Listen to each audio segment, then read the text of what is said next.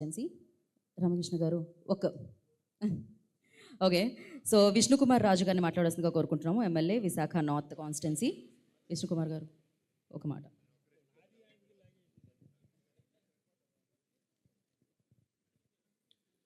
అందరికీ నమస్కారం.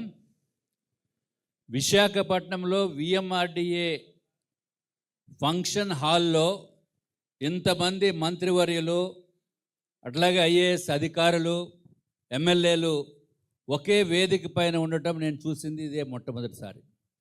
దీనంతటికీ కారణం గౌరవనీయులైన చంద్రబాబు నాయుడు గారు ఆలోచన విధానం. అదేవిధంగా గౌరవ మంత్రివర్యులు దుర్గేష్ గారు, అట్లాగే MD Andhra Pradesh tourism development corporation MD గారైన ఆమ్రపాలి గారు, మిగిలిన మంత్రివర్యులు పేర్లు అందరి పేర్లు చెప్తే ఎక్కువ టైం అయిపోతుంది, తొందరగా ముగించమని వెలగపూడి రామకృష్ణ బాబు గారు సెలవిచ్చారు.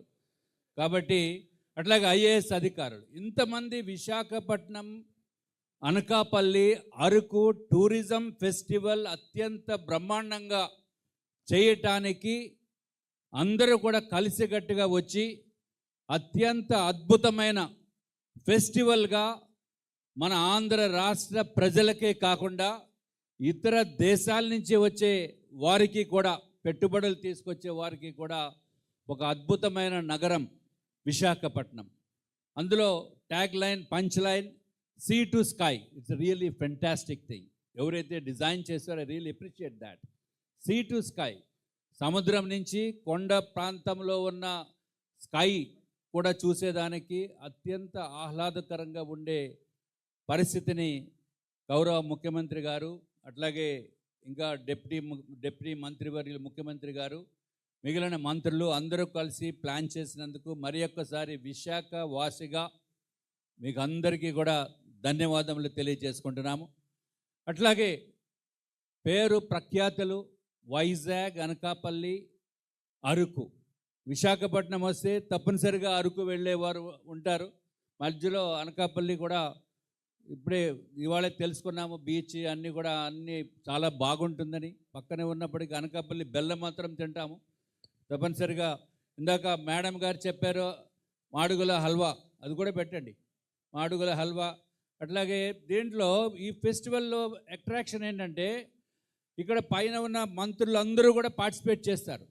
ముఖ్యంగా హోంమంత్రి వర్యులు, అట్లాగే గుమ్మడి సంధ్యారాణి గారు, మిగిలిన మా డోల బాల వీరాంజనేయ స్వామి గారు, అట్లాగే కందులు దుర్గేష్ గారు, కొల్లు రవీంద్ర గారు, ఎంపీ గారు, ఎమ్మెల్యేలు అందరూ కూడా, అట్లాగే అధికారులు. ఇది ఒక అద్భుతమైన విజయంగా మనము మీరందరూ కూడా కలిసి చేయాలి.